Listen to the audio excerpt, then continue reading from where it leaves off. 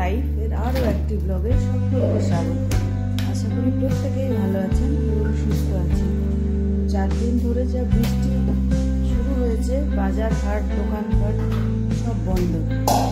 এই যে পায়েলের তো বাসন টাসন ধোয়া অনেকটাই হয়ে গেছে, আর এখন বাজছে 7:10।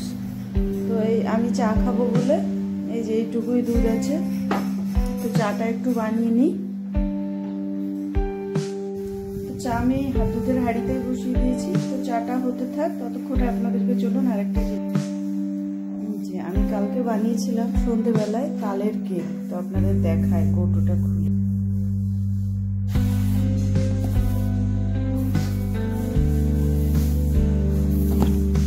এই যে একদম দেখুন সুন্দর করে তালের কেক বানিয়ে রেখে দিয়েছি। এবার এটা কখনো সখনো হয়তো বিকেলে কোনো সময় একটু মুখে দেবো, এই জন্য তো রেসিপিটা আপনাদের সঙ্গে অবশ্যই শেয়ার করব।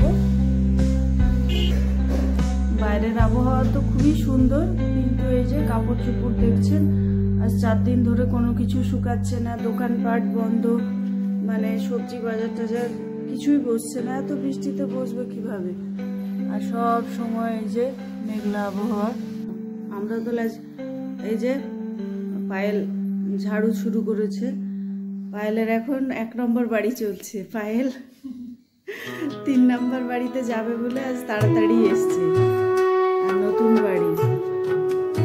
পায়েলেরও প্রচুর বৃষ্টিতে কষ্ট হচ্ছে। আমি এখানে জল বসিয়ে দিয়েছি জল গরম করতে। তো আজকে আমি একটু চালের আটা রুটি বানাবো। কীভাবে আমরা চালের আটা রুটি বানাই ওটাই দেখাবো আপনাদের। গরম জল ছাড়াতে হয় না, তো আমি এই পরিমাণে নিয়েছি, তো মনে হচ্ছে একটু আটাটা বেশিই হবে।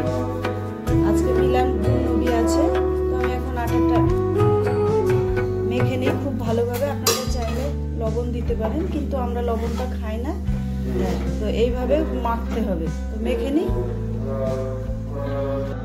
আটাটা কমপ্লিট হয়ে গেছে মাখা, তো আমি এবার একটা থালায় ঢেলে নিয়ে ঠান্ডা করে নেব।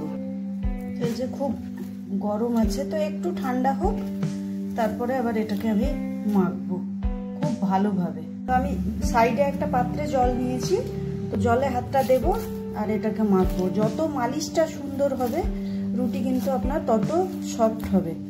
তো মাখতে থাকি এইভাবে। গরম হচ্ছে তখন আবার জলের মধ্যে হাতটা দিয়ে দিচ্ছি, নাহলে চটচট করে লেগে যাচ্ছে।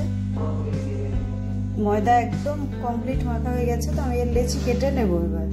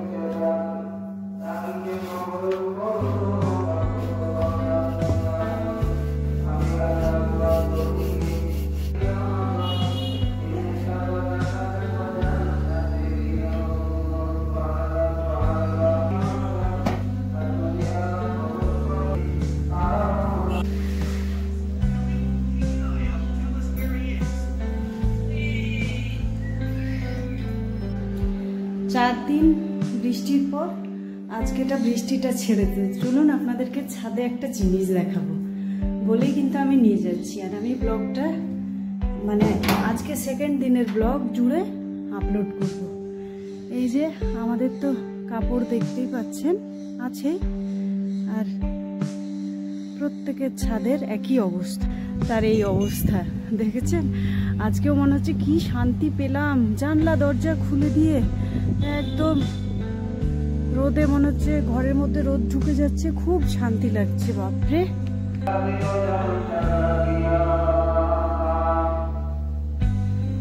Yeah.